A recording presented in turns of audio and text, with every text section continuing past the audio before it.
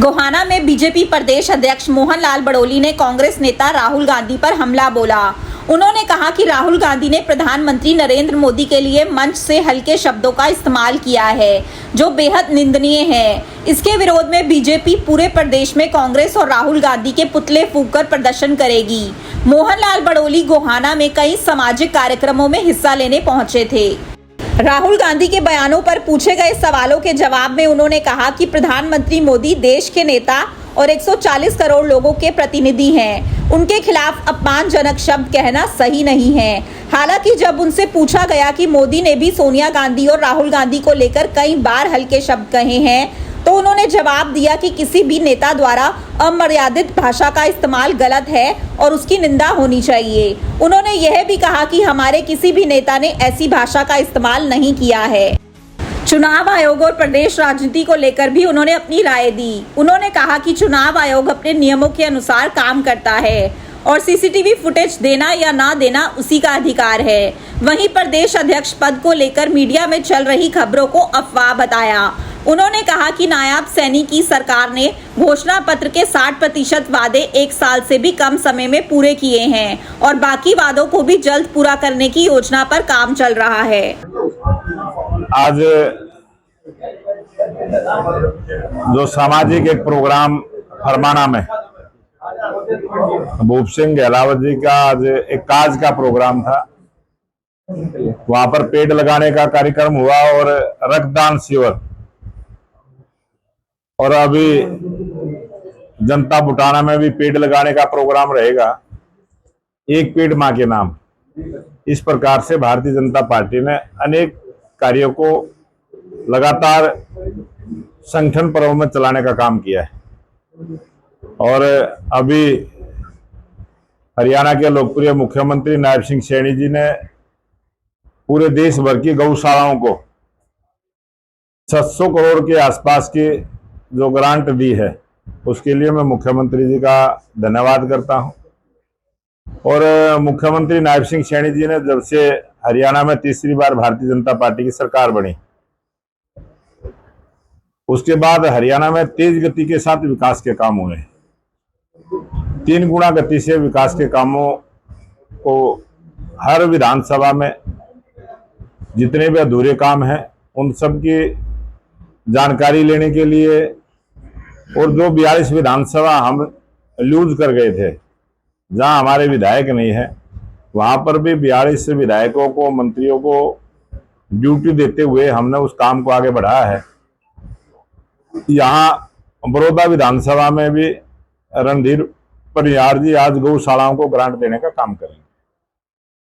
और आप सबको पता है किस प्रकार से राहुल गांधी जी ने आज जो पूरे देश में एक झूठ का नैरेटिव सेट करने का प्रयास किया है, और इतनी बड़ी झूठ बोलते हुए जिस प्रकार से बिहार की वो भूमि जो भाषा, संस्कृति और सभ्यता से जिसकी पहचान होती है, वहां पर सारी मर्यादाओं का उल्लंघन राहुल गांधी और आरजेडी के जो नेता उन्होंने किया है।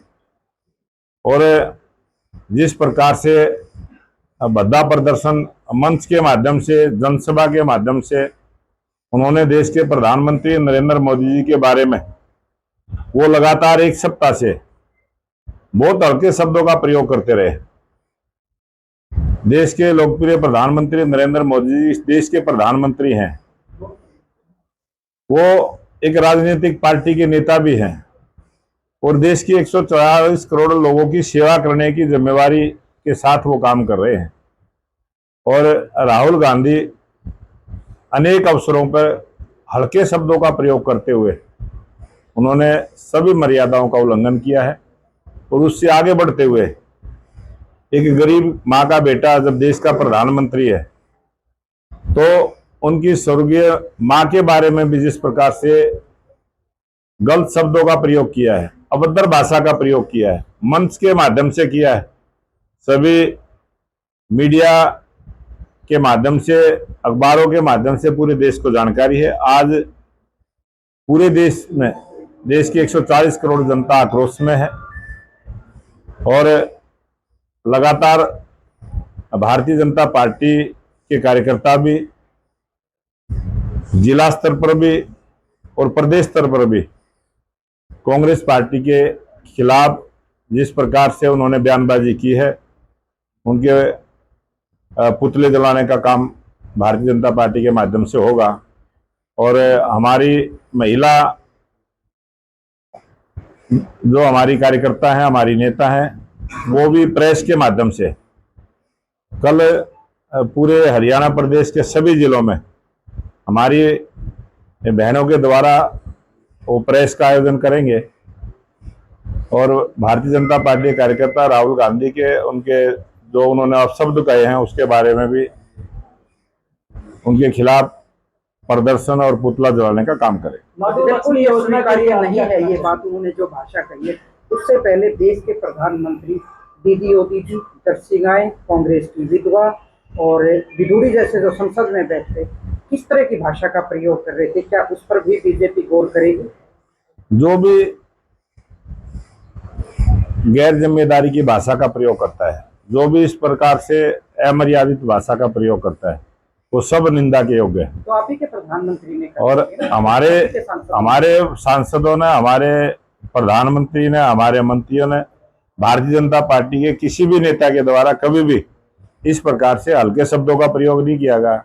वो खुद उन शब्दों का प्रयोग करते हैं, विपक्ष के नेता इन शब्दों का प्रयोग करते हैं, उसके बारे में कभी जब जवाब दिया जाता है तो वो उनका वर्णन करते हैं। देखिए, आपने पेड़ लगाने की बात की है, पेड़ माँ के नाम।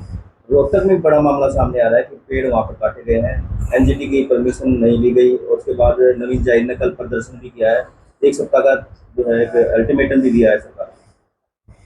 पेड़ काटना भी बहुत बड़ा जुर्म है जो हमारा संविधान में है, और जिस आदमी ने भी पेड़ काटने का काम बगैर परमिशन के कोई भी करता है, चाहे वो कोई भी किसी भी बड़े पद पर हो, इस देश का कोई भी नागरिक हो, उसको कानून सजा देने का काम करे। टैग रिपोर्ट को लेकर भूपेंद्र हुड्डा लगातार भाजपा पर हमलावर हैं, वो कह रहे हैं कि बहुत सारे घोटाले हुए हैं जिनके ऊपर कार्रवाई नहीं की। भारतीय जनता पार्टी की सरकार की एक खासियत है कि 2014 से जब से हमारी सरकार बनी है, पूरे देश में किसी भी प्रांत में सरकारी पैसे का दुरुपयोग नहीं हुआ, कोई घोटाला नहीं हुआ।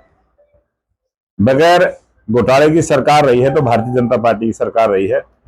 और कांग्रेस पार्टी के नेता गुमराह करने के लिए झूठ का सहारा लेकर झूठे आरोप लगाने का काम करते हैं, बेबुनियाद है।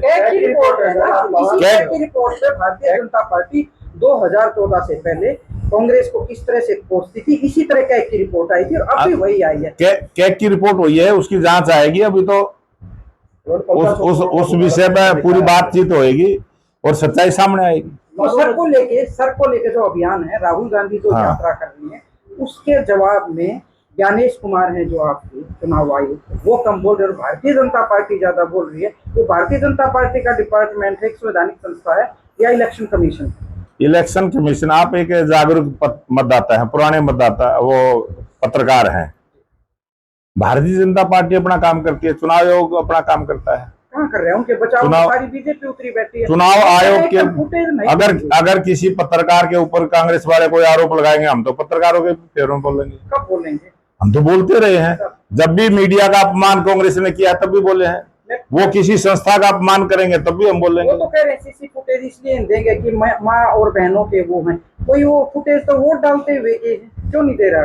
किस चीज के? चुनाव आयोग किस चीज के? कांग्रेस मांग रही है कि फुटेज चाहिए हमें। किस चीज की फुटेज? इलेक्शन के दौरान वोटिंग। तो वो इलेक्शन कमीशन का काम है, इलेक्शन कमीशन देगा। तो मना कर रहे हैं कि हम नहीं देंगे। इलेक्शन कमीशन देगा, संवैधानिक संस्था, वो देना पड़ेगा उनको। तो उनके बचाव में बीजेपी क्यों आती? हम तो कभी बचाव में नहीं, हम कभी भी किसी भी प्रकार से कोई भी इस प्रकार की बयानबाजी नहीं करते जो संविधान के खिलाफ हो।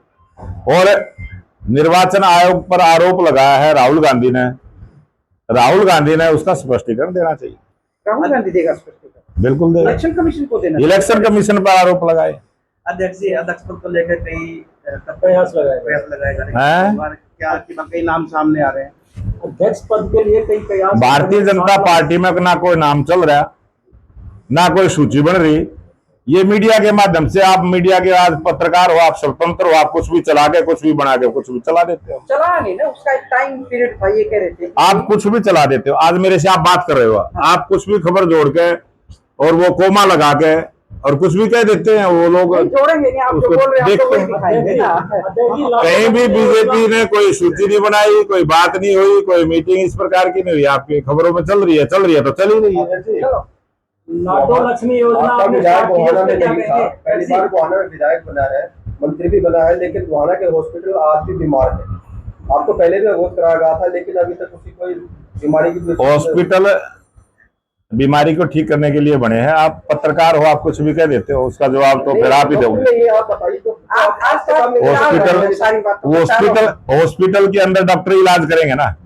डॉक्टर है कि नहीं है? अल्ट्रासाउंड मशीन को लेकर बात करें। अल्ट्रासाउंड मशीन है तो आ जाएगी, नहीं है, लेकिन चलाने वाला तो कोई नहीं है। चलाने वाला भी आ जाएगा। अध्यक्ष जी, बारिश साल से ये बात लगातार जारी है, नहीं आएगा। कई जिलों में बाढ़ की स्थिति है, उसके बाद सड़कें भी टूट चुकी हैं, उसको लेकर देखो, ये अच्छी बात है, देश में अच्छी बारिश हुई है, लेकिन दुख है कि जहाँ ज्यादा बारिश होगी, अचानक बारिश होगी, जहाँ मकान गिर गए उनका हमें दुख भी है।